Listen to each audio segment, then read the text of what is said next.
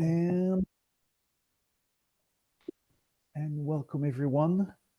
This is the third meeting for TC54-TG2 Perl Ecma standard specification technical group. And the meeting is recorded and will be displayed on YouTube.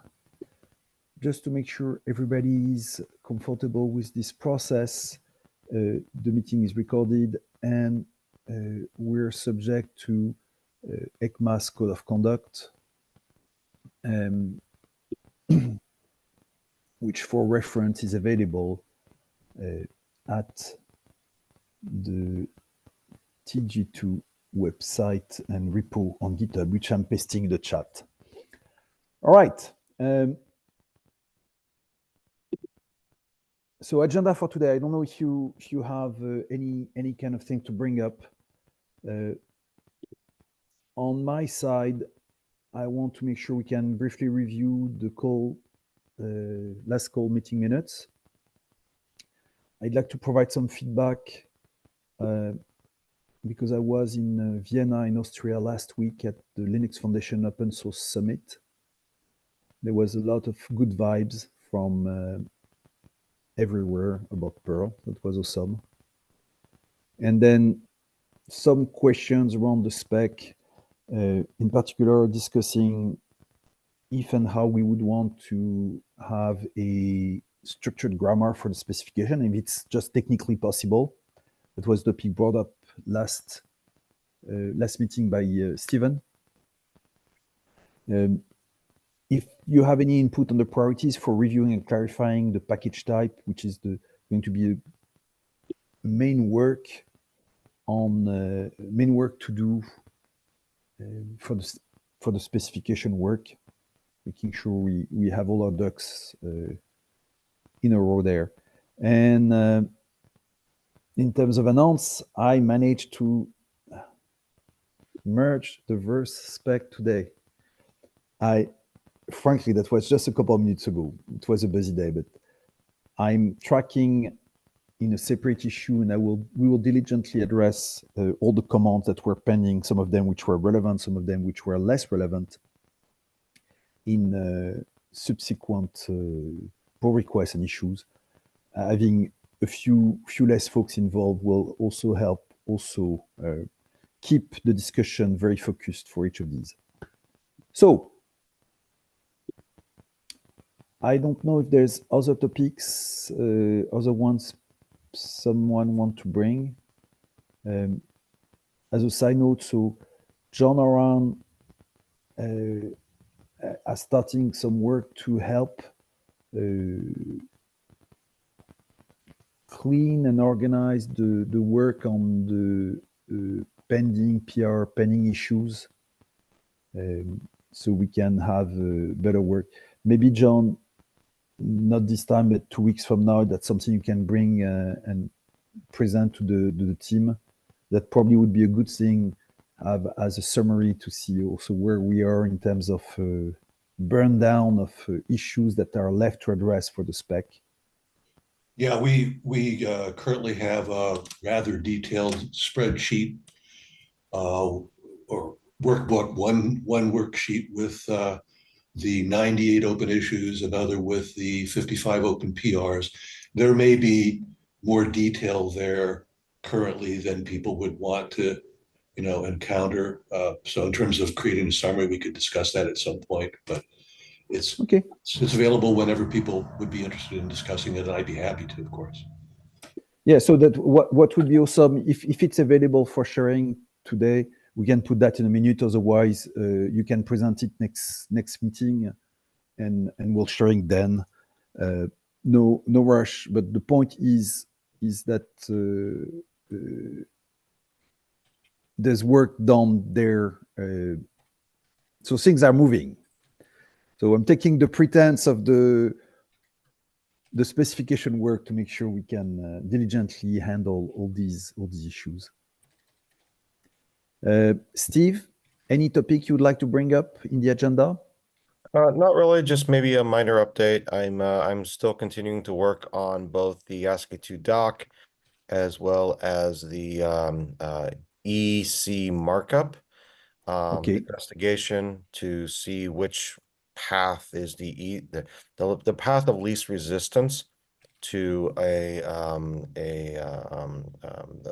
ISO Ecma formatted PDF at the end of a build. So I'm still continuing to look at that. I should have a little bit of preliminary results probably in the next week and a half. Okay.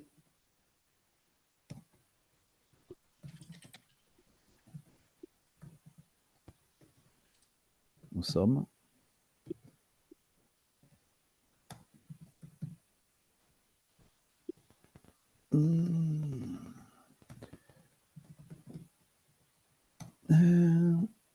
Yanis, on your side? Nothing from my side. Nothing from your side. Adam?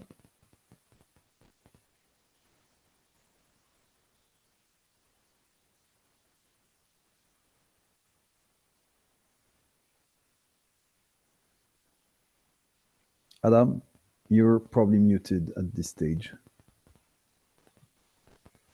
That's okay, no worries. Okay, we can't hear you, Adam, if you're speaking. All right, it's probably a microphone issue. Okay, nothing from your side, great. All right, so let's start. So first thing, if we look at the meeting minutes, I'm gonna share my screen briefly so we review them. If there's any concern, any amendments that are needed, we can do it now. Entire screen.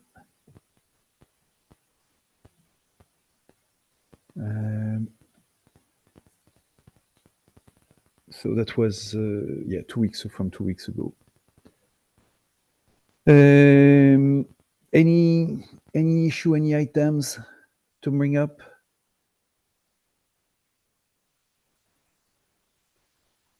I reviewed it from my side. It looks fine to me.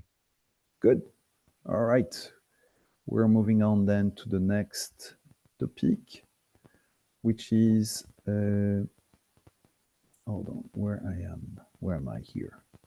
Let's stop sharing.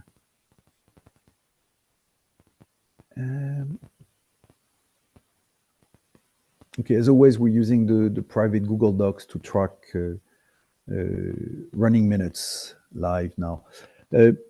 So last week, I was in Vienna for the Linux Foundation OSS Summit. I made a presentation together with Arun from Siemens Healthineers and Software 360 on some issues around Perl and SBOMs and how some tools, commercial and open source, are problematically inventing Perls. That's part of the good thing we need to achieve with the standardization is avoid these kind of issues. But something that was really interesting there is that Perl is used everywhere. In all the tools, all the projects and the folks I've discussed, a lot of people, you discuss with them, they're not super engaged, and then you say, oh, we're doing this stuff with Perl, and say, oh, Perl, yeah, we're using it. So that was really, really eye-opening in the sense that pretty much everywhere using it, everyone, sorry, using it, which puts a bit of pressure for us to do the right job here, which is not a bad thing, but it was a bit eye-opening. I discussed with folks from IBM, from Google, from many other companies, some of them which are a member of Ecma, some of them which are not, but doesn't matter, and tons of open source projects. So that was it. That was really interesting. And the weather was lovely in Vienna. So that's one thing. Next step, next topic. So do we want to have a structured grammar in the spec? And if so, how can we do so? We could have some kind of a BNF grammar for, or ABNF, whatever is the EBNF, for the syntax. So that's one thing. But the syntax in of itself is not super complex. And I'm wondering to which extent there's a way to get something which would go deeper and attack the semantics, in particular the semantics with each package type. So I'm opening the discussion there. I don't know what you guys think there. You know, you bring it up, Steve, with potentially a JSON schema. I don't know if we can have a JSON schema for something like a Perl string. Is that something that parsers could be generated from? Ideally, yes. Because then I would be all for it. Yeah. If that can take different implementations away and different kinds of bugs. That's the whole intent there, is try to abstract minute differences that may exist in the specs, which historically, for instance, there's been many hand-rolled implementation of CycloneDX libraries, and it can create this kind of small problem where you may have a hand-rolled implementation there which is not the same than here, whereas now you can essentially generate the correct spec from the JSON schema in a snap. Yeah. I don't know if it can be defined in JSON schema, but I believe it can certainly be an implementation of whatever we create. Because you're right, ideally, I mean, when we create a Perl library, it should be compliant with, you know, if we come up with that JSON schema, for example, it should be compliant with that, and that would be theoretically one of the test cases that we would have against that library. Does someone want to do a bit of research there of what we could do? Yeah, I've done a little bit already, but if somebody also has some bandwidth to kind of assist with that, that would be great. But otherwise, I'm happy to do it. So okay, cool. If you don't mind, that would be awesome. So to me, there's really two directions. The first one is the syntax,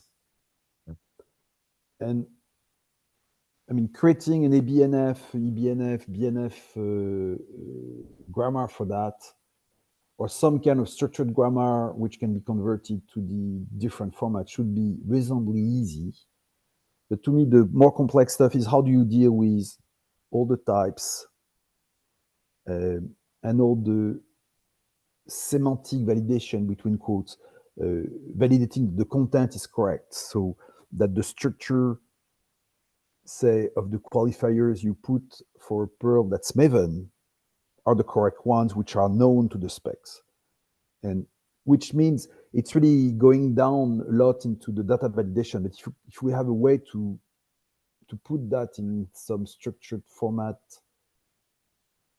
that's ideally known from code generators, that would be perfect. That would be great, because one of the challenges I think we have with Perl validators today is that because the Perl types, there's different rules for the Perl types, you end up with a bunch of if then else's. And it's not ideal. What's wrong with if then else? No, just kidding. No, it's makes sense. Any input on that, Yanis? I'm super for it, because I see invalid Perls, or like even slightly invalid Perls, or like semantically invalid Perls, as you mentioned. Like you have the Perl type, but then the wrong qualifier, so the other way around, something is missing. Or people, instead of putting GitHub as the type, putting some host name that would be the repository qualifier, and so on. So that would help a lot, especially if it could be generated for different languages, so that you just know you have solid official parsers for different languages. Okay. Well, okay. So that's a given. You created already an issue for that? active or not? There is an issue in the specification repo, the Perl spec repo. It's specific to Perl types though. If we want to expand that out to Perl itself, which I don't know if we can do in the same schema or not, we can try. But yeah. But yeah, what I had come up with was specific to Perl types.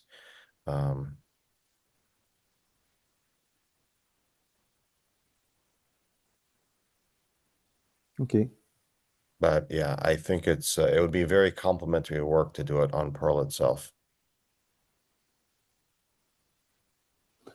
Okay, so if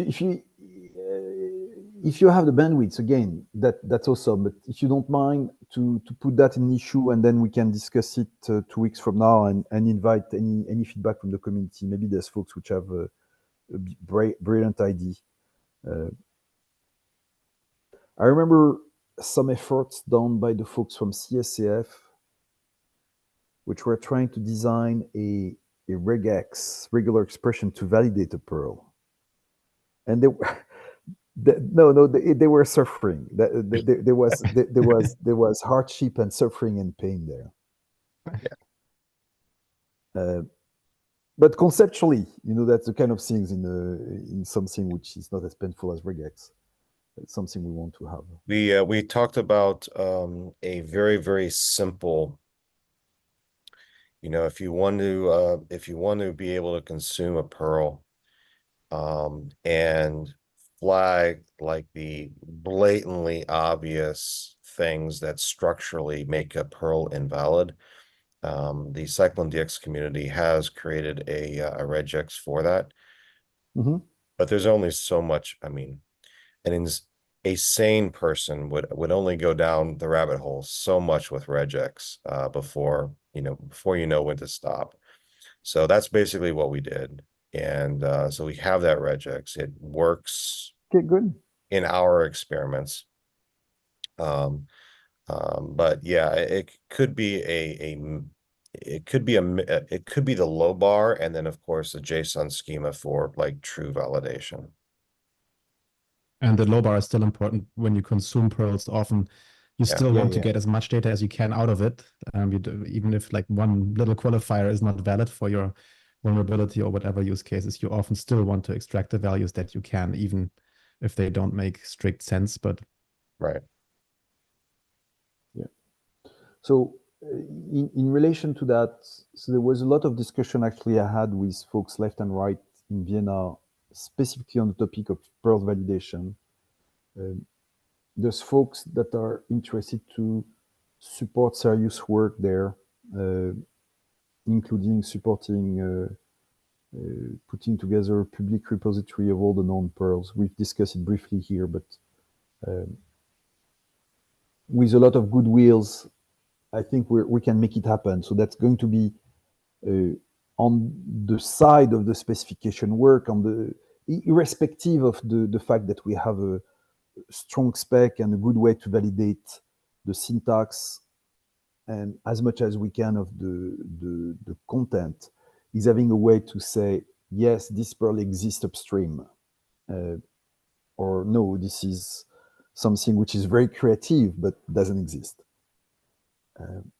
One of the key problem otherwise that I've noted is that there's tools that I will not name that use very specific, in a way, custom package type or custom way to structure a package URL, which means that this package URL is useless outside of the confines of their between code Git walled garden, for lack of a better name. And that's problematic because the whole idea of interoperability we can get with Perl, we're losing it if you start to have this kind of creativeness. And I don't think they're done out of malice. It's more just because it's easy to do. And people maybe don't realize just what can be the implication when others start to consume SBOM afterwards. If you don't get the right Perl, it means you cannot never make it part of an automated workflow. you'll have to validate, or you'll get a false sense of security, saying, hey, I've queried my vulnerability database with these pearls and nothing came out, so I'm fine. Except no, not really. Okay, good. So maybe you can report if there's any progress 2 weeks from now, but we can take it as a thread on the issue and the spec. Yep. Next topic would be, what would be the priorities we want to have, if any, for reviewing, clarifying the package types? You want to go just in order, and then we start issues if need be, or do we have? Is there something which are more critical than others? We might be able to go by the creation date, sort by that, work on the oldest ones first. Okay. Just an idea. But that means the only way I can get that is through Git blame. No, right. Sorry. No, but which is not a bad idea, but that's not completely obvious.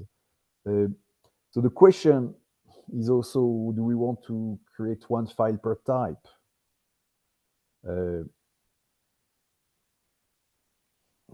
That's not completely stupid either, but that's going to create what? 20, 30 files. I don't know. That's another idea. No, I mean, as long as you have an index to that, tools can automate that. Okay, that could be one to consider, because then that has one benefit, is that it makes merging much simpler. Yes. There is no potential conflicts, nothing. Okay. Yeah.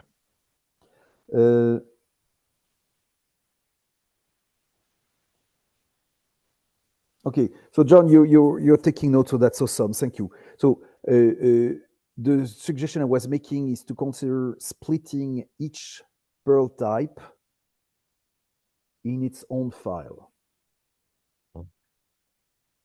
And that, I think, will also, I mean, it'll make our life easier for merging, but when it comes to even the JSON schema, going back to that, that's basically what we would have as well. We would have one definition of that Perl type, which conforms to that JSON schema. And again, an index of all the Perl types. The thing we may lose out is a quick at-a-glance consistency of the whole formatting and structure of the document. But yeah, I mean, we can always have a build step that combines them. That should be fairly elementary. Yeah, that's cool. And so along these lines, so that will be one step to actually split that. We need to be careful that it doesn't just put all the pending PR stale. So we may need to tend first to the 55 pull request. But once we do that, then the issue of handling the review of each of these become much easier. It's organized by file. We could, if need be, have an issue and a PR or a PR specifically for that type. So I like that. I like that very much. At some point, even if I much prefer restricted text, we may switch to Markdown if that's easier to convert to the Ecma spec, right? Yeah, we'll see. I'll see how far I can get with the automation. I mean, if the source is restructured, that's I don't see too much of a challenge with that. I mean, the format is very simple, so we can always use something like pandoc to. Well, yeah, we're not using pandoc. But yeah, I mean, we can basically write a conversion between the two. That's fairly elementary. Yeah. Um, We're not using any complex restricted text anyway. So no, exactly. okay, cool. Okay, so I think that closed this topic. That will help structured. So no specific priorities, except that it would be great if we take the earliest first. We may want to focus on the most popular ecosystem also first, probably not the stupidest idea. And we want to make sure we don't put all the pending PR go to the trash, and split the types in essentially one per ecosystem, one per package types. Okay, good. And as I said earlier on, I merged the verse pull request at last. And I make a lot of folks which were asking about that actually in Vienna happy. So it's not perfect, but you know, good is better than perfect. So there's a lot of small work to fix and pending commands. I've created an issue which is 238 or something like that. 328, which I'm pasting in the chat there, where I've kept some of the most important commands. And I will make sure that all of these will be addressed and more. So that's pretty much it. One more thing, by the way, talking about Vienna, there's a lot of interest so a lot of folks that practice Perl at scale are facing the same issue, which is packages that are not in an ecosystem require a bit more love. And this is the case when you do a lot of C++ code, which is often off package registries.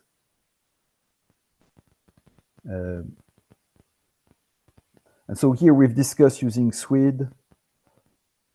I think probably what makes the most sense to provide a real service to the community is having the registry between quote of, hey, this project has this and these packages, and this is the structure for the Perl, whether it's a generic Perl, a sweet Perl, whatever it is. So we provide this invisible hand that ensures unicity. That's not provided because it's not there. And there's been discussion also to use the DNS, the domain name. So I think the combo of SWID and DNS, and maybe coming with our own little spec or extension specifically to deal with all this package will be super useful. And completely off Broadway now, I'm thinking about something which is related to Perl and these issues, which is, could it make sense to have separate and align with our standardization efforts? Think if we can enrich the CVEs, maybe straight at cv.org in their GitHub repo, work with vol enrichment, or work with the NVD, with anyone that would be a CNA or have the right to produce enriched data. So we directively and work as a community to provide the correct Perls with CVEs that are published upstream. I'm opening the question. Has anyone had conversations with GitHub? I've had conversation with GitHub in the past, but not recently. Their syntax is completely one way, well, directly mappable to Perl. And I know some of the folks we're working, you probably know them too. That's something we can probably reach out to, yes, to be awesome. Yeah. They were thinking whether there's something that can be done upstream, like GitHub is one, but also helping the folks from NVD, NIST, and CISA to actually provide also correct information. Well, I mean, my ask about GitHub is that they are a CNA, and you know, they have the ability, you know, That's a good point. in their CVE 5.1 feed, right? They have the ability to automatically specify the Perl if they so choose. If they did that, that would have, in my opinion, one of the largest impacts we could possibly have, at least for the open source CVEs. Okay, I'm gonna reach out to some folks I know at GitHub to see whether they would be interested to do such a thing. That would be awesome.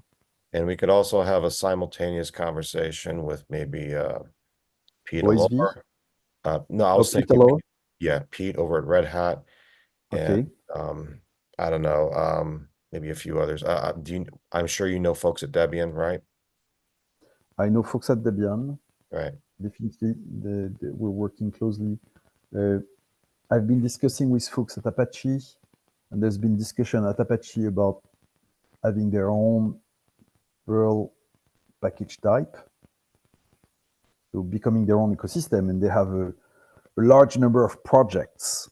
And each project, once you know their name, you know everything. And once you know the name and version, you can get to each and every artifact. So it has this ecosystem-like quality. I also discussed quite a bit with the folks from Eclipse, and it would be probably a good thing for them also to take charge and be the owner of their own pearls. Knowing that in many cases, in the case of Eclipse, they have a significant volume of code that's also published on Maven, but that's the case for Apache also, but not only. And they also release always a different set of packages, which is only available from Eclipse or Apache, when they also publish packages on other ecosystem registries and repositories. Cool. That's not strictly related to the spec, but that would be interesting in terms of increasing the reach. So just to recap, the issues, and I think that's probably something that's going to be a good work as part of this committee and this group here, issues of packages which are off package registries. That's a universal pain point. And second, see how we can grease the wheels of going from detecting the package with a Perl to figuring out if there are known security issues by providing this data upstream through GitHub and Linux distros and elsewhere.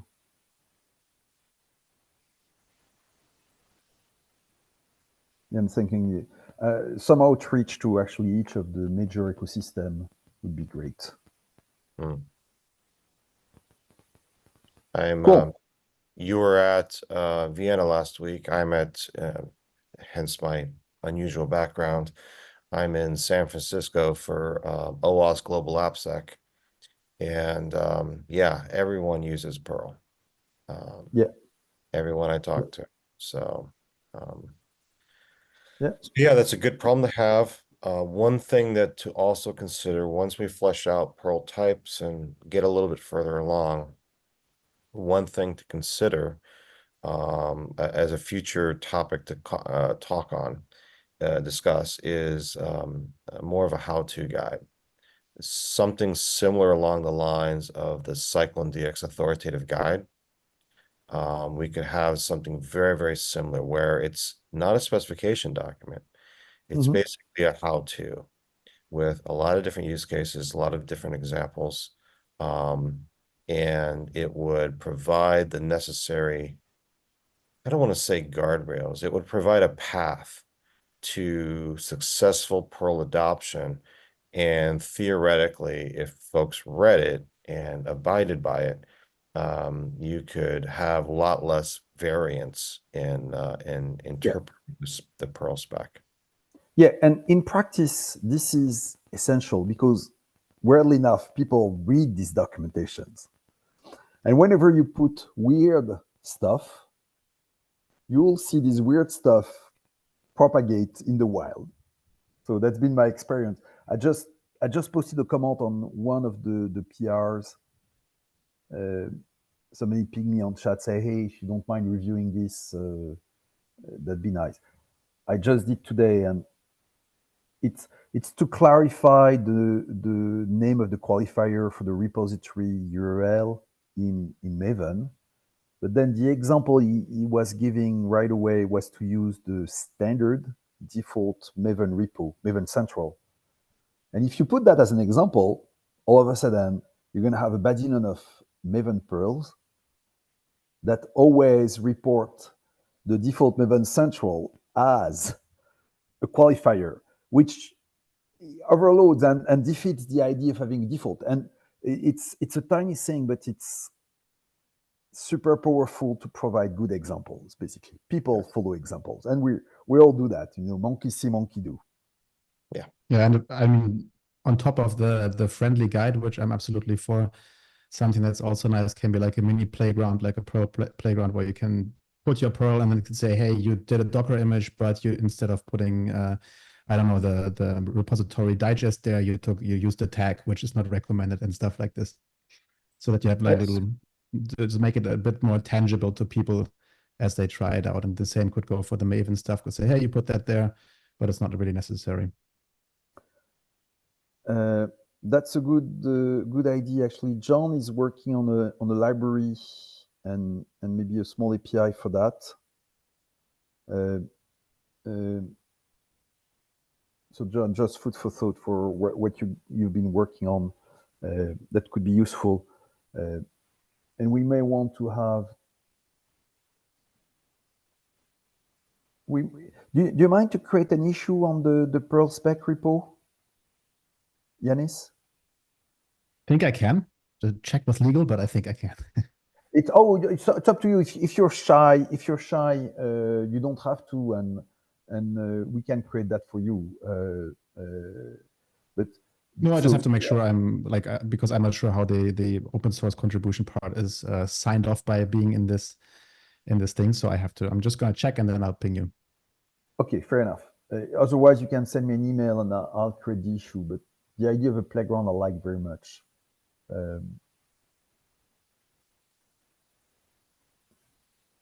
Trying to think about other topics. I think we're good. Otherwise, we've covered all the points for today. Anyone wants to bring something else today, or?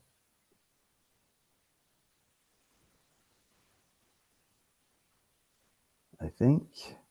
Where are we going to? Yeah, I guess just a question. We said we're going to sort somehow the list of Perl types to work on. Are we going to create like a Google Sheet for that, or what are we doing? That's probably a good thing. Yeah, that's probably the simplest. I suggest we look at that 2 weeks from now when John provides his worksheet with all the pending issues. And we probably can just have a tab there, which is going to be the list of Perl types. And we can just use that as a punch list for the review. Okay. And something as simple as that. And we need also to have specific an issue to make sure that no one in the community is left out, so they know what's going on, that we're going to have these reviews, and they're welcome to join here these calls as an observer. But as discussed last call, I think what's really important is that we can review, enact, and make critical decisions here. But I'd like to have the discussion to take place on issues as much as possible. So everyone in the community is part of it too. Yep. All right. So I think that's it. I think you can stop the recording now. All right. Thanks, everyone. And one thing before